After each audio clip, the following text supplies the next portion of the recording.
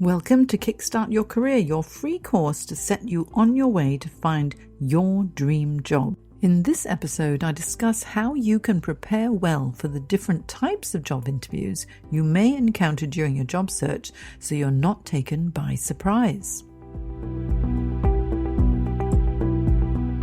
Let's say that we do some networking and maybe we found our way to the hiring manager. The hiring manager has reviewed our resume and they have decided now to bring us in for an interview.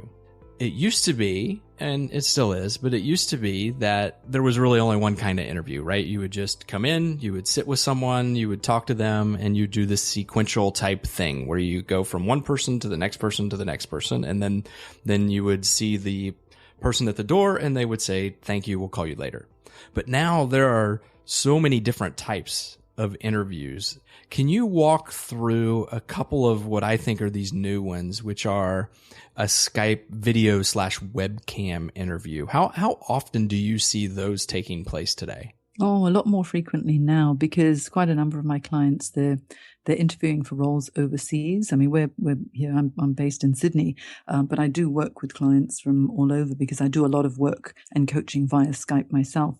And when it comes to Skype interviews, first of all, you've got to make sure you've got a decent internet connection. If it's through a recruiter, they might bring you into their office and they'll set everything up for you. But if you're doing it from home, you treat it like it's an actual face-to-face interview and make sure that you dress appropriately as if, you are already in the job.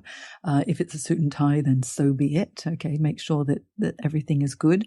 With Skype, once you've got the good internet connection and you're there, look into the camera on your computer rather than down at the screen.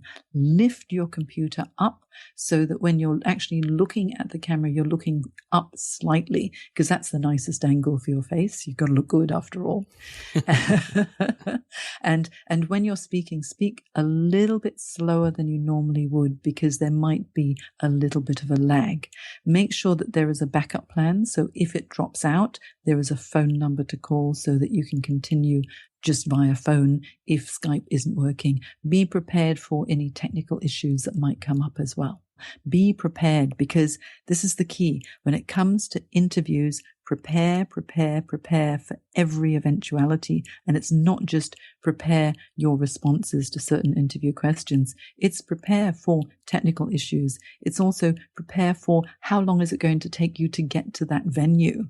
That statement takes me all the way back to the very first interview I did for this podcast with Tim Salmier, who said, your interview really starts the minute you walk out the door of your house. It does. Because you never know who you're going to run into along the way.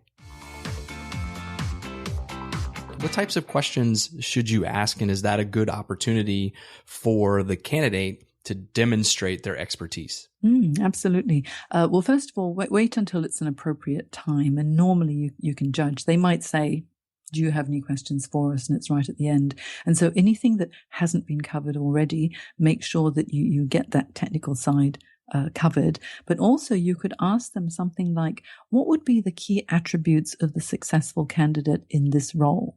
Because you might not have covered that. And so I'm talking about more like the tenacity or the sense of humor or the influencing skills, more of those soft skills as well. You can also ask them, what's the team culture? Or what's the organizational culture?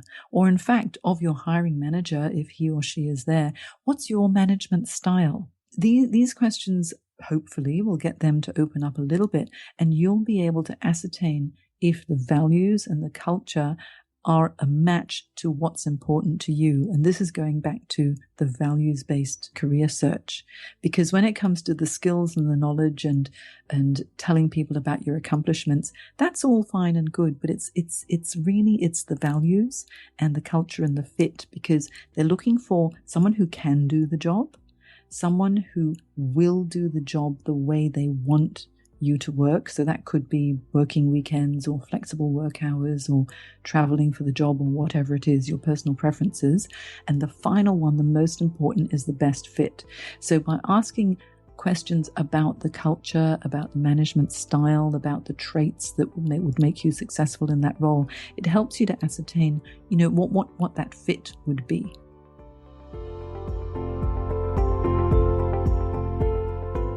Before the next episode, check out janejacksoncareers.com for more advice and guidance on everything to do with job search and career management and career development for success. Or you can ask me a question on Twitter, Facebook, or Instagram. My handle is @JaneCareerCoach. It's time to kickstart your career.